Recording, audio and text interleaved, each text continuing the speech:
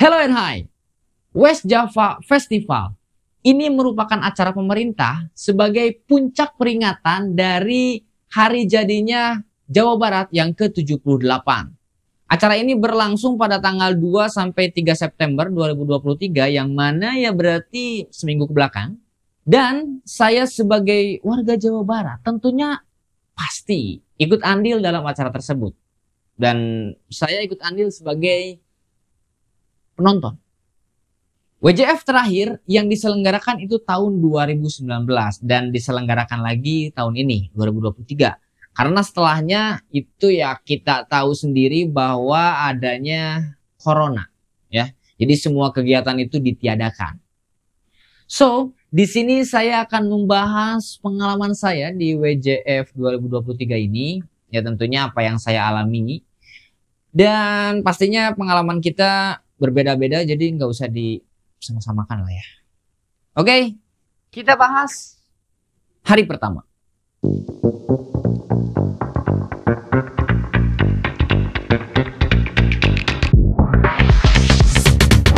Nah, untuk hari pertama ini kita berfokus di dua tempat, yaitu ada di Gazebo dan juga di Gedung Sate.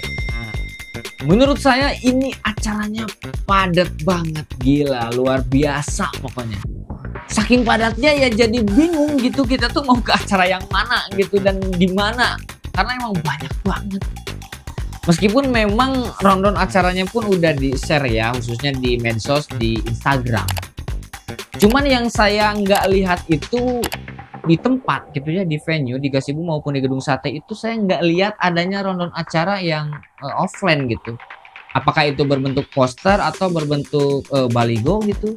Saya nggak lihat ada di sana. Atau mungkin ada, tapi emang saya yang agak tolol aja ini emang nggak lihat bahwa ada rundown offline di sana gitu yang dicetak.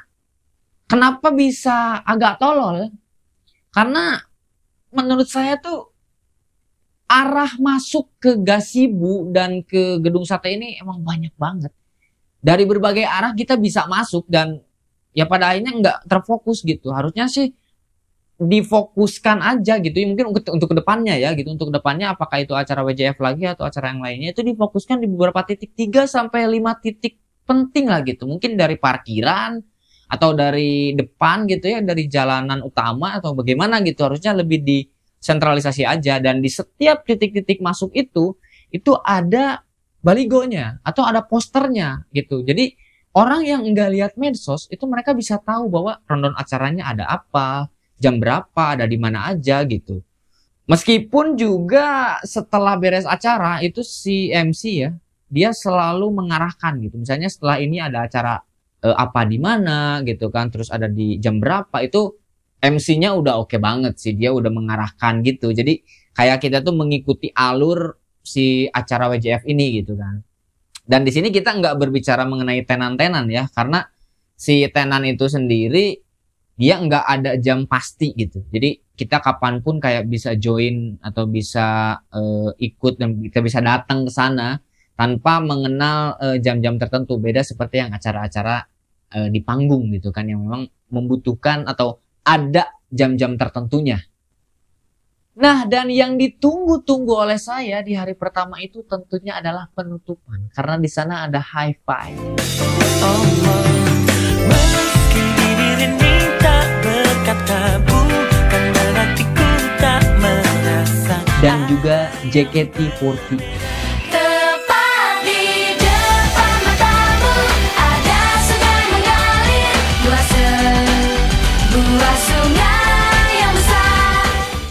Untuk yang satu ini sih penutupannya kurang oke sih.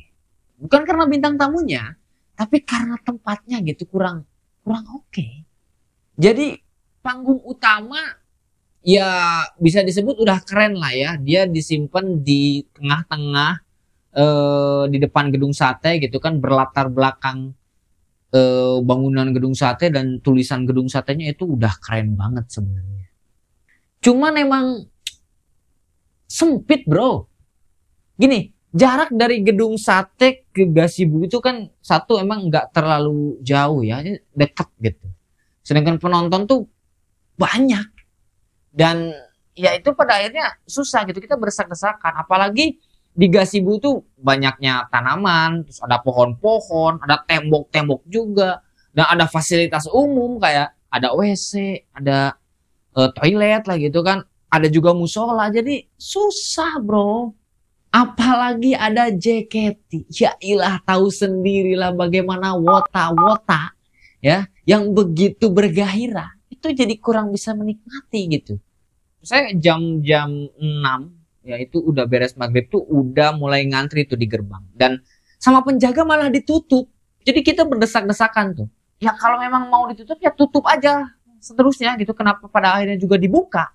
Dan kenapa kita ngantri? Karena udah ada yang di dalam duluan. Jadi ini mau dibuka atau enggak gitu. Jadi gimana ya, acak-acakan lah gitu untuk hari pertama ini. Aduh, nggak jelas ini. Tolong mungkin kedepannya diperbaiki lagi lah alurnya gitu kan, prosedurnya supaya memang tertata rapi. Kalau enggak pakai tiket kayak gitu seperti yang akan dilakukan di hari kedua. Bintang tamunya udah oke, cuman kayaknya harus perlu dievaluasi lagi apakah tempatnya, atau kalau bukan tempatnya prosedurnya. But overall is good. Kita lanjut ke hari kedua.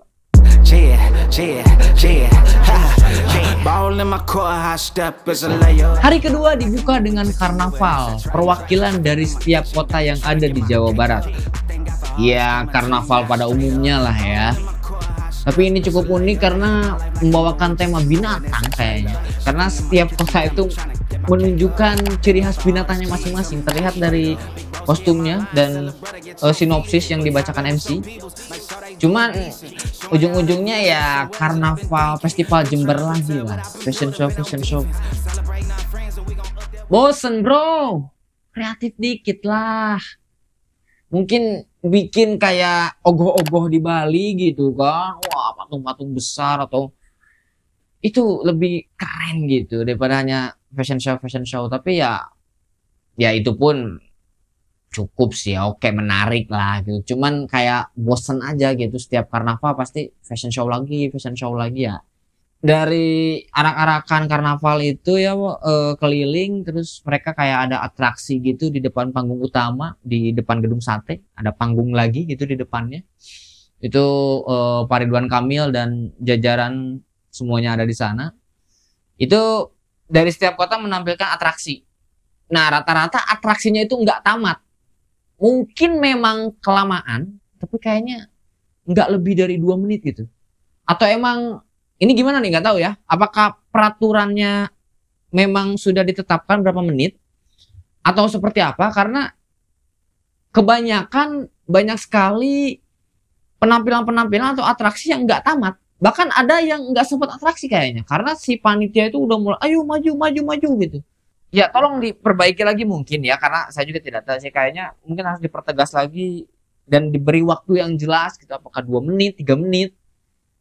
Ya saya tahu sih mungkin waktunya agak melar juga karena kan pas mulai juga. Jadi ya harus diperhitungkan lagi karena kasihan juga kan dari setiap kota, mungkin mereka udah menyiapkan penampilannya tapi tidak ditampilkan, itu kan sayang sekali. Dan ya ada waktu dan ada tenaga yang dihabiskan tapi pas di pentasnya itu nggak ditampilkan. Dan selepas karnaval lanjut kita ke gedung sate lagi ya, karena di sana masih ada beberapa tenan, ada panggung, acara-acara juga lah, meskipun nggak sebanyak di hari pertama tapi cukup menarik lah, have fun juga. Dan di gedung sate itu juga sendiri tentu ada salah satu destinasi yang memang bisa dikunjungi, yaitu ada Museum Gedung Sate. Sedikit saran lah ya, untuk di acara spesial seperti WJF ini tiketnya digratisin lah. Memang nggak seberapa, cuma 5.000 doang, tapi kan ini special moment gitu, special day. Ya gratisin lah. Untuk biaya perawatan ya mintalah ke WJF, adalah dananya, kenapa sulit gitu. Kalau di hari-hari biasa di luar momen-momen itu ya kembali lagi 5.000 memang ya cukup lah, nggak terlalu mahal juga gitu kan. Sekitaran atau di pintu masuk dan pintu keluarnya Museum Gedung Sate itu ada salah satu tempat rekomendasi, tempat kopi. Itu kopinya That's a Good Coffee. Tempatnya nggak terlalu gede ya, kecil sih gitu, dipakai nongkrong juga nggak terlalu enak gitu. Cuman kopinya gila, berani diadu bro, cobain di sana, rekomendin ya. Ya selebihnya acara biasa aja sih untuk di sana, cuman gitu-gitu doang. Karena penutupannya itu akan ditutup lagi dengan konser ya, akan ditutup lagi dengan konser. Seperti biasa penutupan selalu ditutup dengan konser. Dan kita akan berangkat ke Stadion Siliwangi.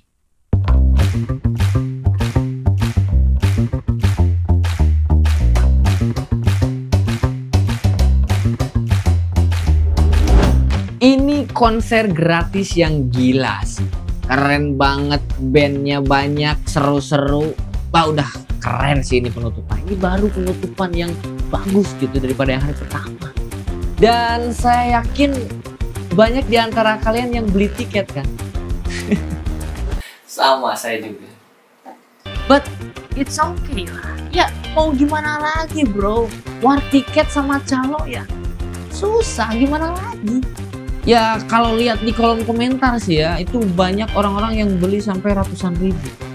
Oh saya nggak segitu ya, masih dapat di puluhan ribu lah.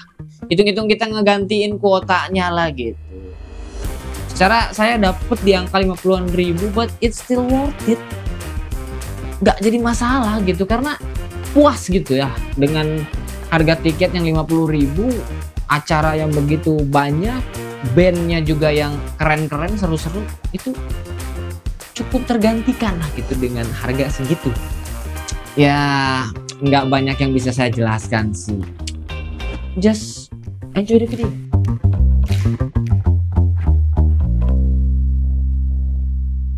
Oke guys, jadi hari ini kita lagi ada di West Java Festival, khususnya ini lagi acara konser ya. Ini di dalam udah mulai sebenarnya. Ini ada 3 pemuda berbahaya dan juga Salsa Bintang, tapi kita belum masuk karena mau makan dulu dan bukan salah satu yang kita ingin tonton. Jadi nanti kita masuk yang udah cetarnya lah pokoknya. Oke, check it this out.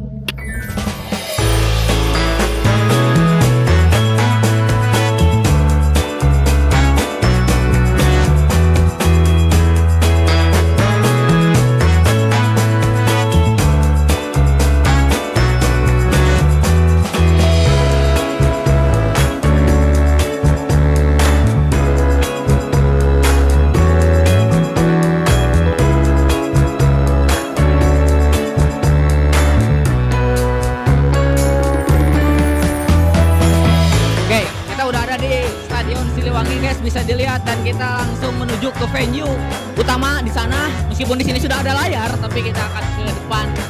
Meskipun nggak terlalu depan, tapi kita orang hura-hura bos. Let's go.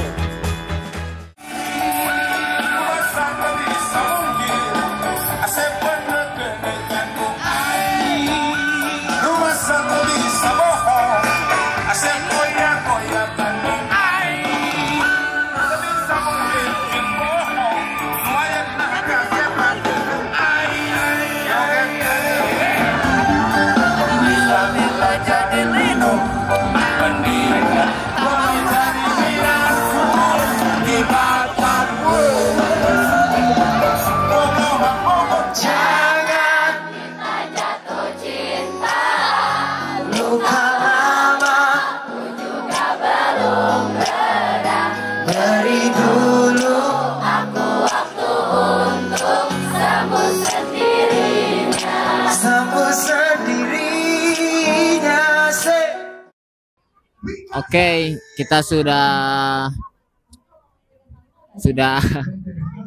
break ya. Kita break maghrib dulu. Tadi kita udah lihat Juicy Lucy, udah pas band, udah Dol Sumbang, terus apa tadi ya? Ya itu. Jadi nanti kita lanjut break setelah maghrib. Nanti ada Cangcuter, ada Gigi, ada juga Wika Salim, ada Phil Koplo, dan nanti yang lain-lainnya. Nanti mungkin kita juga kalau ada kesempatan mungkin kita bisa nanya sama orang lain ya. Kayaknya mereka datang ke sini siapa sih yang ditunggu-tunggu. Ciao, nyeri tonggong, istirahat heula.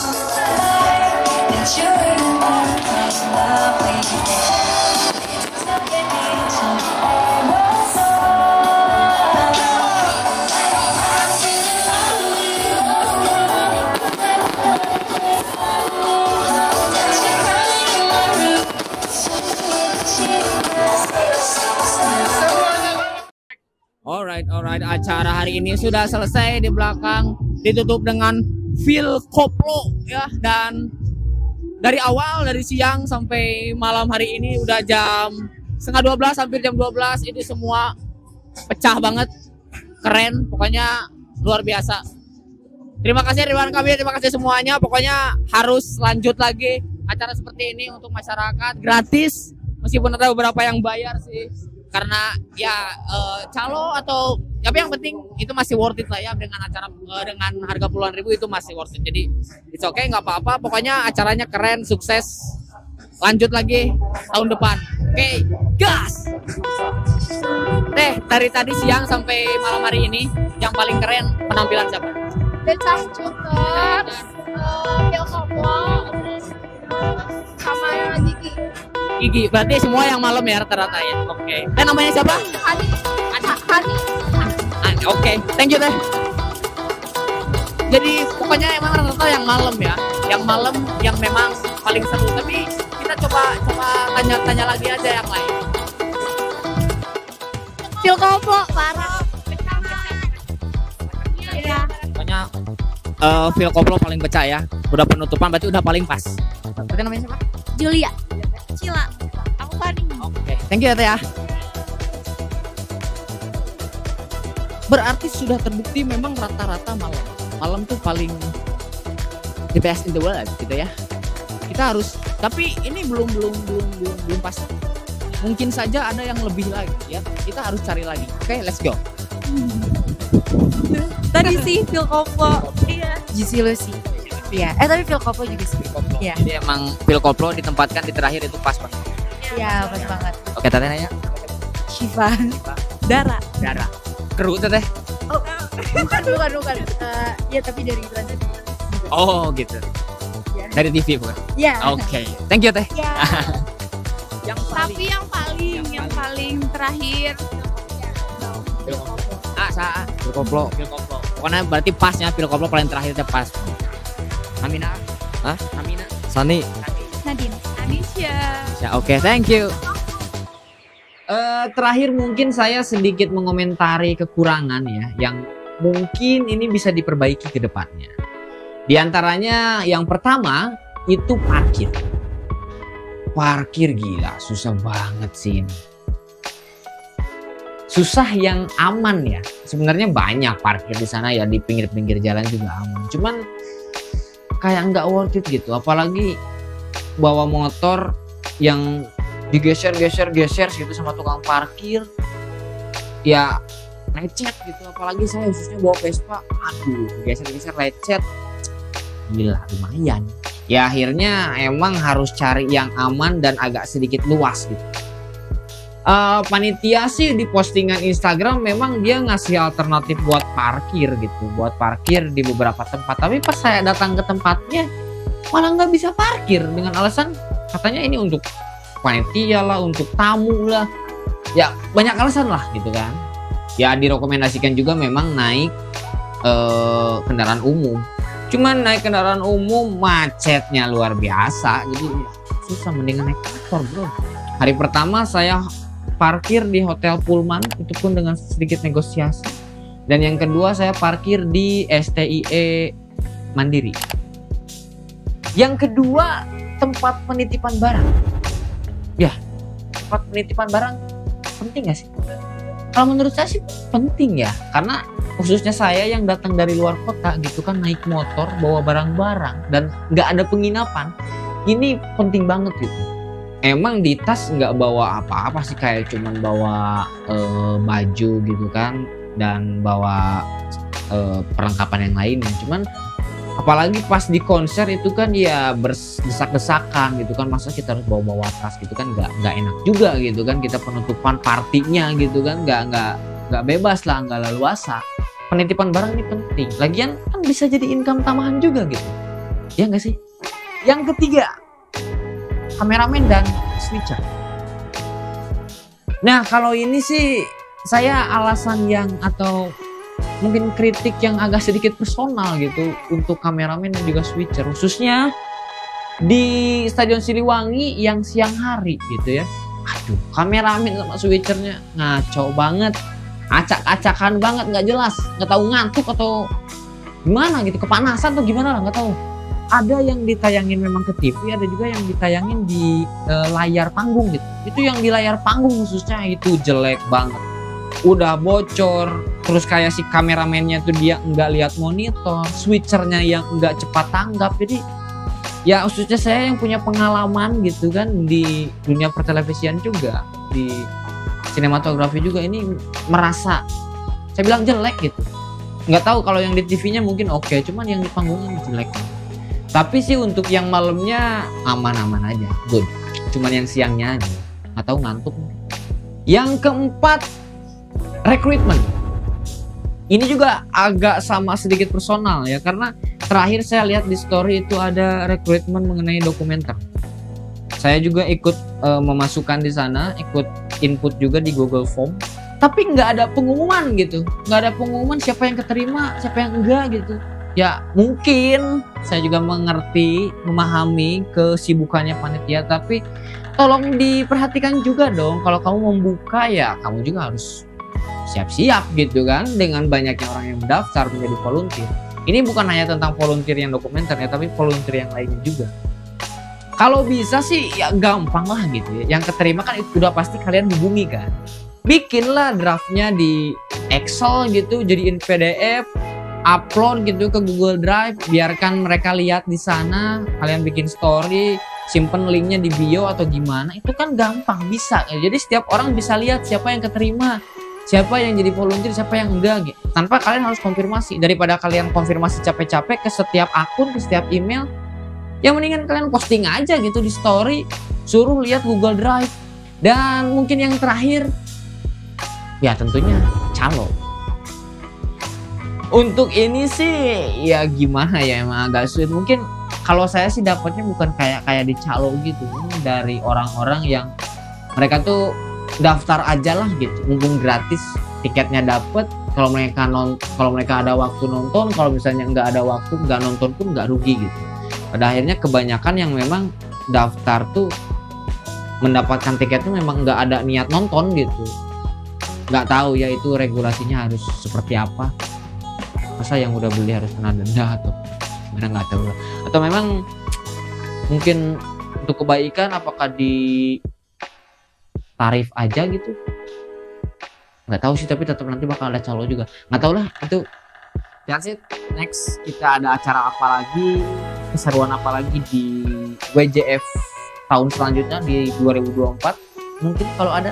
Kalaupun tidak ada, mungkin ada acara-acara yang seru lagi di Bandung, di Jawa Barat, atau di kota manapun itu, yang tentunya harus lebih keren, lebih seru lagi dari WJF 2023.